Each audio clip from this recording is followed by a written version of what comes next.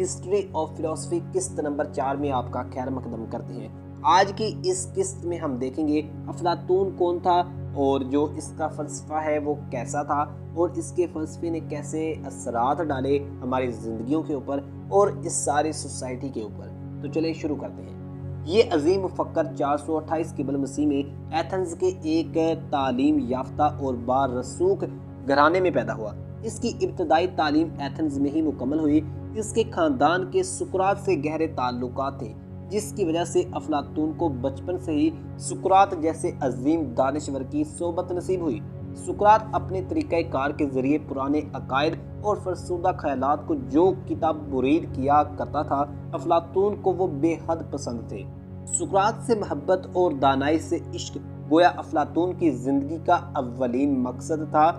وہ اکثر کہا کرتا تھا، شکر ہے کہ میں کسی وحشی قوم کی بجائے یونانی قوم میں پیدا ہوا، غلام کی بجائے آزاد پیدا ہوا، عورت کی بجائے مرد پیدا ہوا، اور سب سے اہم بات یہ ہے کہ میں سقراط کے عہد میں پیدا ہوا۔ افلاطون کا تعلق ایک سیاسی گھرانے سے تھا، اسی وجہ سے وہ کچھ عرصہ سیاست کی طرف راغب بھی رہا، لیکن جلد ہی عملی سیاست سے بیزار ہو گیا اور اس نتیجے پر پہنچا کہ ایک باضمیر انسان کے لیے عملی سیاست میں کوئی جگہ نہیں ہے۔ سقراط کے مقدمے اور اس کے فیصلے نے افلاطون کے دل میں عوامی حکومت کے لیے شدید نفرت پیدا کر ڈالی تھی، اور حکومت افلاطون کے رویے میں سقراط کو دوبارہ جنم لیتے ہوئے دیکھنے لگی۔ نتیجے کے طور پر حکومت افلاطون پر بھی نامہرباں ہو گئی۔ ایتھنز کی دھرتی افلاطون کے لیے اجنبی بن گئی اور جلا وطنی افلاطون کا مقدر بن کر رہ گئی۔ افلاطون نے پہلے سسلی اور پھر اٹلی کا سفر کیا۔ اٹلی میں اس نے پیتھاگورس کے پیروکاروں کے ساتھ وقت گزارا اور ان سے جمہوریت اور امراء کی حکومت سے متعلق خوب بحث و مباحثے کیے۔ اس کے بعد وہ مصر، کیروان اور دیگر کئی ملکوں میں تقریباً در بدر بھٹکتا رہا۔ اس کی بے چین روح کو سکون کی تلاش تھی۔ سقراط کے سانے کی تپش اور سچائی حاصل کرنے کی جستجو نے اسے بہت کچھ سکھا ڈالا۔ وہ مختلف مذاہب، مختلف مکاتیب اور مختلف خیالات کے عالموں، فلسفیوں اور سائنسدانوں سے ملتا رہا۔ وہ ہر اس فرد اور ادارے تک پہنچا جہاں سے اسے علم اور عقل کی خوشبو آئی۔ 40 سال کی پختہ عمر میں وہ مختلف ملکوں سے دانش کے پھول اپنے دامن میں سمیٹ کر ایک مرتبہ پھر اپنی جنم بھومی ایتھنز میں آ داخل ہوا۔ اور ہاں دوستو، 12 سال کے بعد واپس آنے والے افلاطون میں نمایاں تبدیلیاں آ چکی تھیں۔ شاعر، فنکار، مفکر، سیاستدان اور استاد وغیرہ کی تمام صفات ایک انسان میں جمع ہو چکی تھیں۔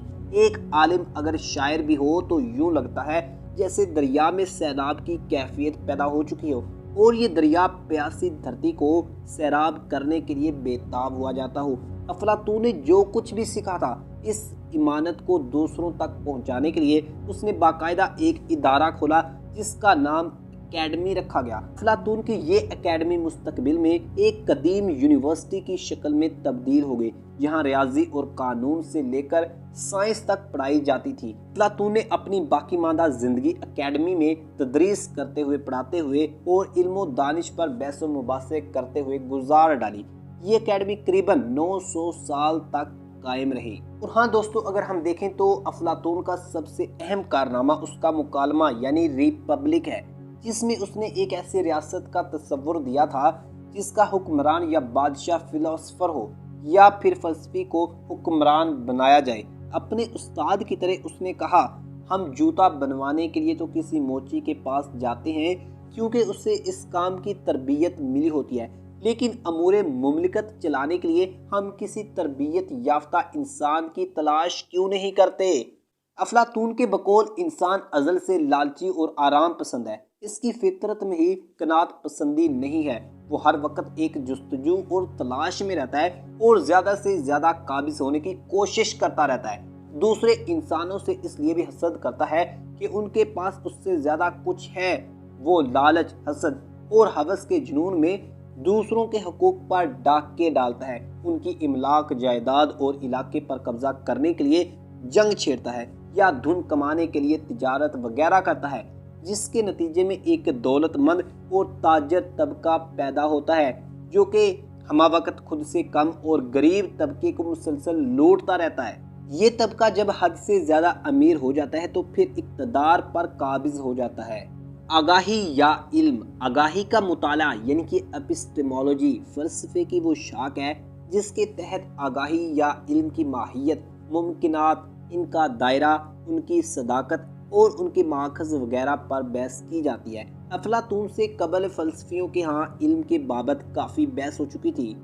प्रोटागोरस ने इल्म के मुतालिक ये नज़रिया दिया था कि इल्म सिर्फ हवास के ज़रिए ही हासिल किया जा सकता है, मतलब सिर्फ और सिर्फ सेंसेस की मदद से ही हासिल किया जा सकता है। दीगर अल्फाज में हम जो कुछ भी सुनते, देखते, चखते, सूंघते या फिर छूते हैं, इस अमल को इल्म कहते हैं। हवासे खमसा जो कुछ महसूस किया जा सकता है, यही कतई इल्म है। अफलातून ने प्रोटागोरस के इस नज़रिए को रद्द किया और दलाइल से ये बात साबित करने की कोशिश की कि दिमाग हवासे खमसा से भी बरतर शय है, उससे आगे है। फ़लसफ़ा ख़यालात, थ्योरी ऑफ आइडियाज़। अफलातून ये साबित करता है कि हकीकत मारूज़ी है जिसका ज़ाती राय या अकीदे से कोई ताल्लुक भी नहीं है। सही ख्याल वो है जो कि इस मारूज़ी सच्चाई से मुताबिकत रखता हो, जो कि अपना अलग वजूद रखती है। मेरे जहन में ये ख्याल आता है कि मेरे सामने कुआं है, अगर वहाँ वाकई कुआं है तो मेरा ख्याल दुरुस्त है वगरना गलत है।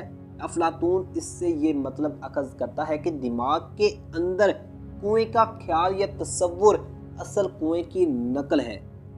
यूं जहन के अंदर पैदा होने वाला हर ख्याल किसी न किसी मारूज़ी हकीकत की नकल है। बर्ट्रैंड रसल के बकौल अफलातून का फ़लसफ़ा ख़यालात बहुत ज़्यादा अहमियत का हामिल है, जो कि मंतकी होने के साथ साथ माबत तिबियाती भी है।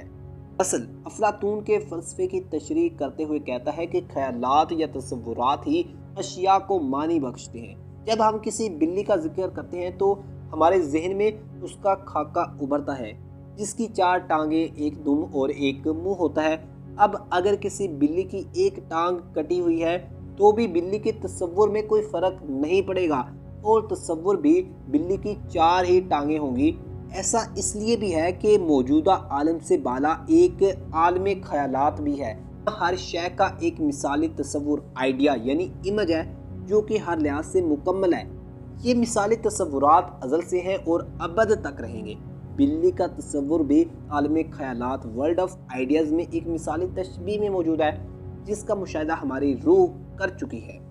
हिस्ट्री ऑफ फिलॉसफी किस्त नंबर 4 आपको कैसे लगी हमें कमेंट सेक्शन में ज़रूर बताइएगा। और इससे अगली वीडियो में हम देखेंगे एरिस्टोटल, जिसे अरस्तु कहते हैं, उसके फ़लसफ़े के बारे में और उसके असर व रसूख के बारे में हम अगली वीडियो में जानने की कोशिश करेंगे। तब तक के लिए अपना ढेर सारा ख्याल रखिएगा। अल्लाह निगहबान।